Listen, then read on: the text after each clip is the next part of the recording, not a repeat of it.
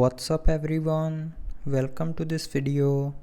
In this video I will show you how to record sounds on Redmi Note 13R. So first of all, open the sound recorder app. Now after opening the recorder app, click on this red icon to start recording.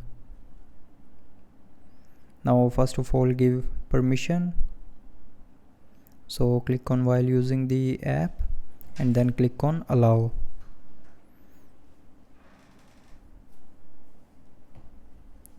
So to stop, again click on this red button to stop recording. You can just simply tap on this button to start recording.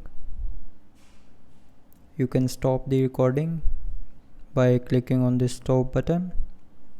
You can also add a break, or you can again tap on this red icon to start from where you left.